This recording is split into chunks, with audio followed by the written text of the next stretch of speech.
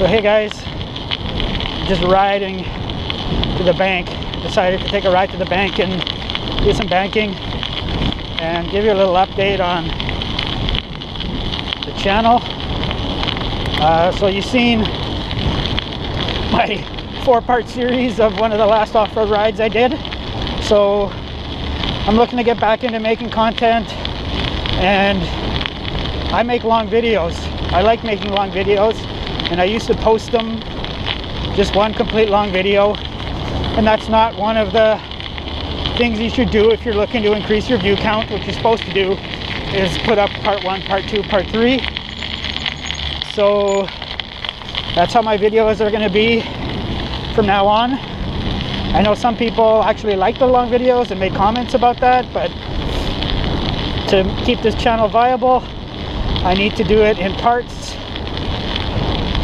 Plus it makes editing kind of easier because I can basically edit part of the video, post it, and then spread out the editing over days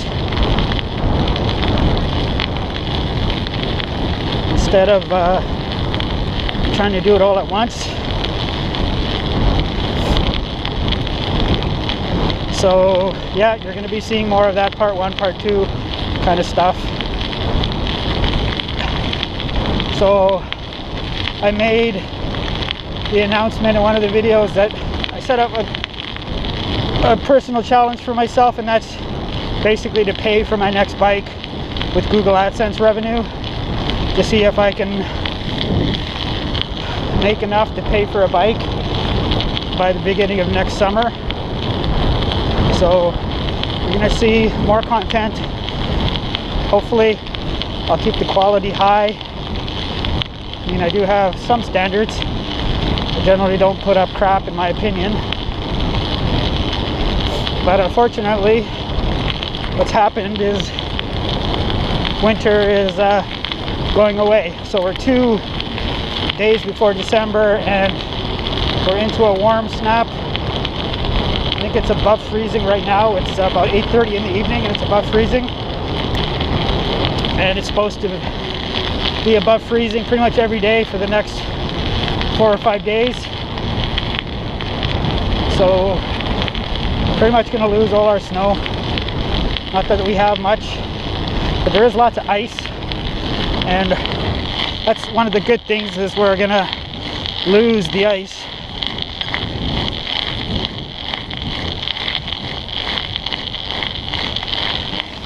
So in a sense, we'll be, one good thing is we'll be starting from scratch.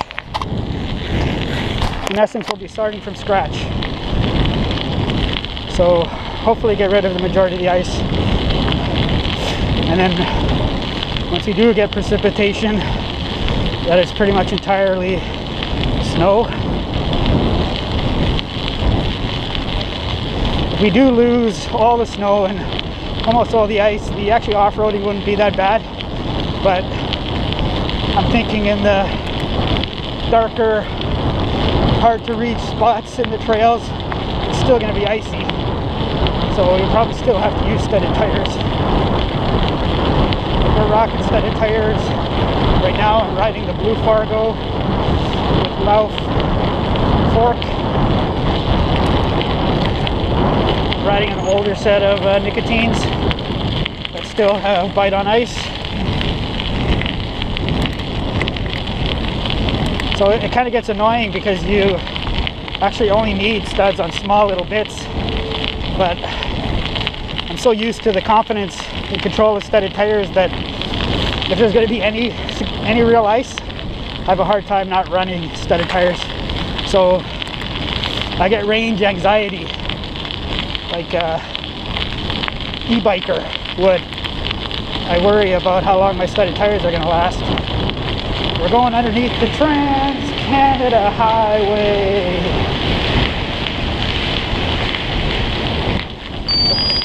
Oh, I lost GPS signal going through there. Now I got it back. So now we're in what's considered a bad area, bad neighborhood. There was a murder on these trails in the past year.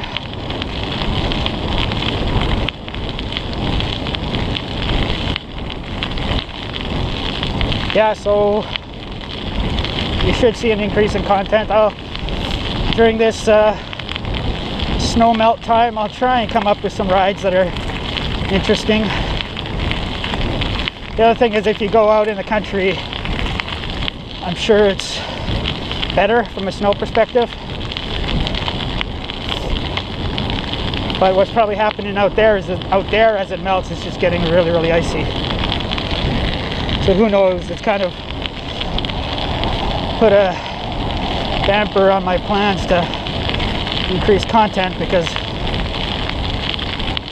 I like making winter videos, are what I like to make, the winter fat biking. I don't make road biking videos. I'm actually subscribed to a few people that only make road biking videos.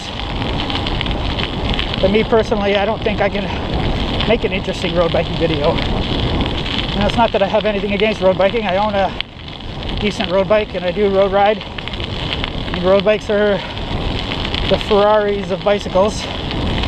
But I don't think the footage is all that interesting unless you're going 50 plus kilometers an hour.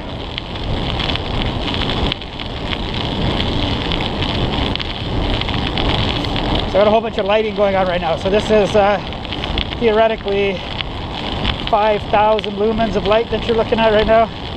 In theory, advertised output. I got two 1300 Cycle Light Trident X's, and then I have one Gemini Duo mounted upside down underneath my handlebar, which is 1500 lumens. And I got a 1000 lumen headlamp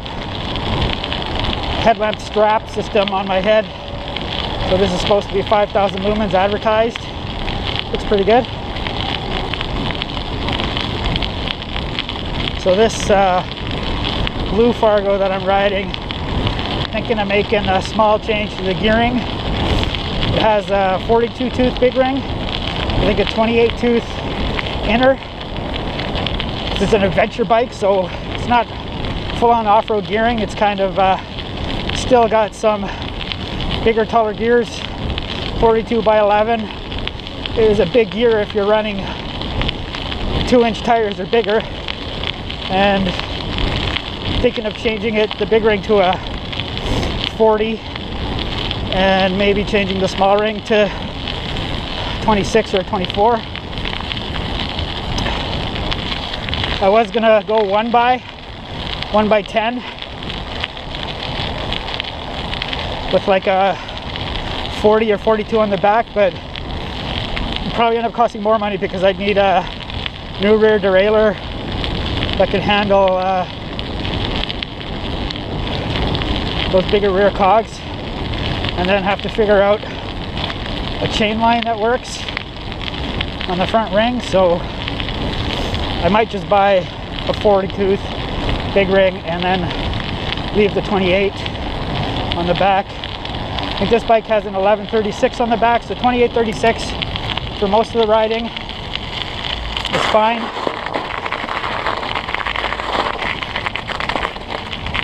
But there are some like forestry gravel roads off the beaten path, quad tracks where there's serious climbs, that even 2836 is a pretty big gear.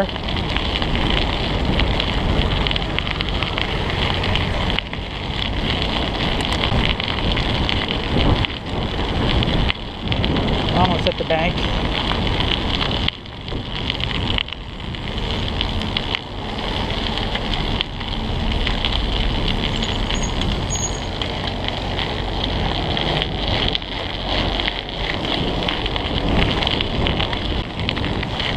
Took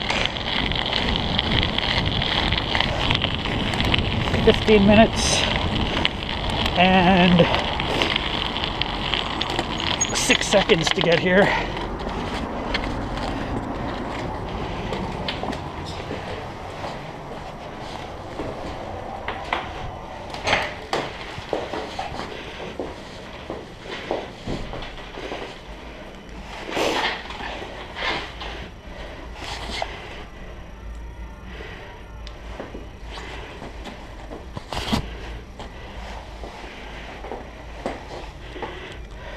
little bank attack.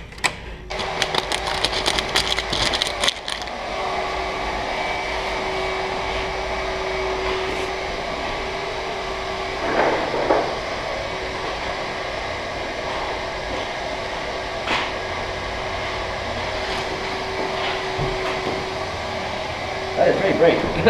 Thanks.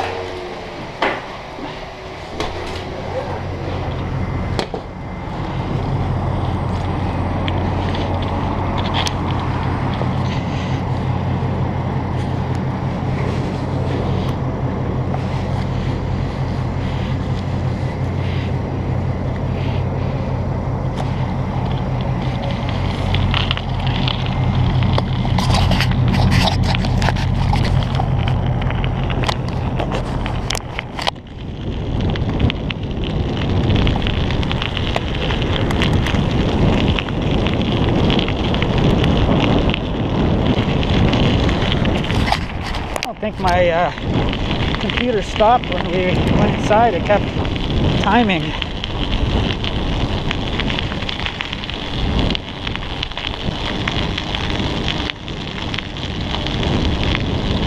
Man, so the trail here, it winds and snakes. I always think it's going to make a good picture, so I stop and take a picture, but the camera never sees it the way my eyes see it.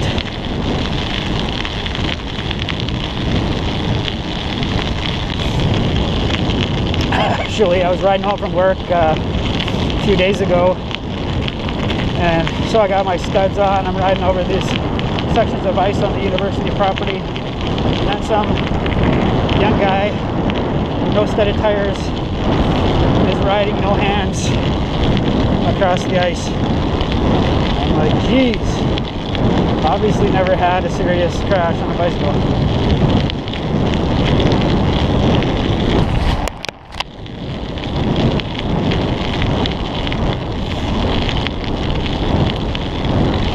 Had a couple of serious crashes on a bicycle. Broke my collarbone once and ended up with a crashed and ended up with a head injury. Spent a week in hospital. Broken collarbone was my fault. Overconfidence, downhilling, and the head injury was equipment failure. A crank snapped. Yes, I snapped the crank, but it was a very first generation race face aluminum carbon hybrid crank that was like more than 10 years old. So I guess you could say it was my fault to continue using the crank, but it snapped on me. Of course, I don't remember anything about the accident at all. Probably a good thing. The only way I kind of know what happened is when I got the bike back, the crank was broken. So that's the only reason I could think I crashed.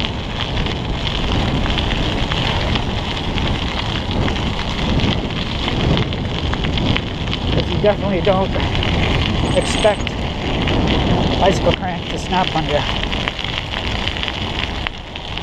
Unless you're high-level sprinter.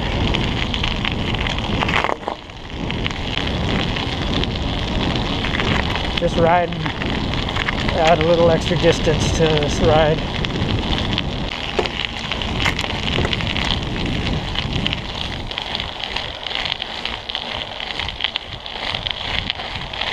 There's ice on this uphill.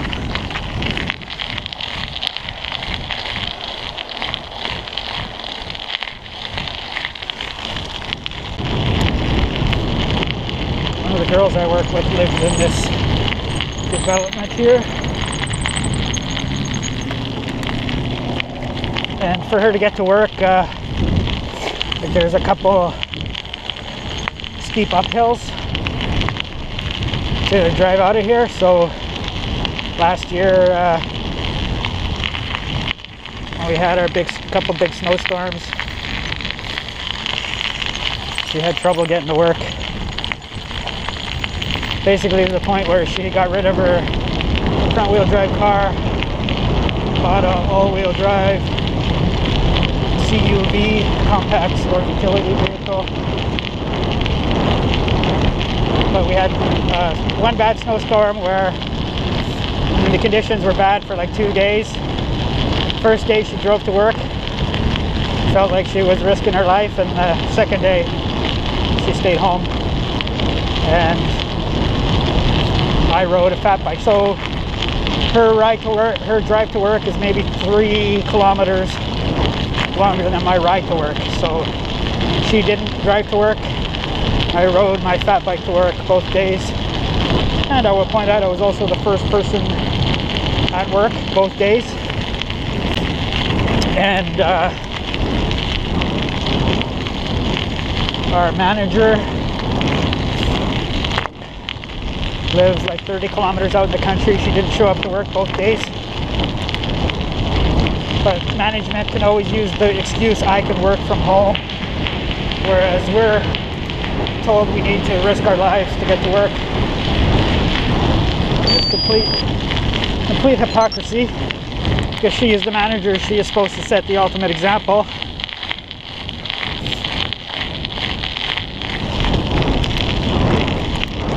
So we ended up getting, those of us that showed up to work, this kind of all happened behind the scenes under the table.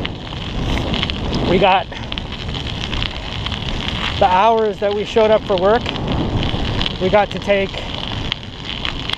as time off with pay. But theoretically, how it worked was we got to just not be at work, but we were recorded as being at work. So I ended up with, yeah, because the second day we got to leave early because the conditions kept getting bad. They let us leave halfway through the day. So I got a day and a half without pay, with pay, sorry, because I rode my fat bike to work in the snowstorm. Like 12.8 kilometers in horrendous conditions. My manager with an all-wheel drive car and snow tires stayed home.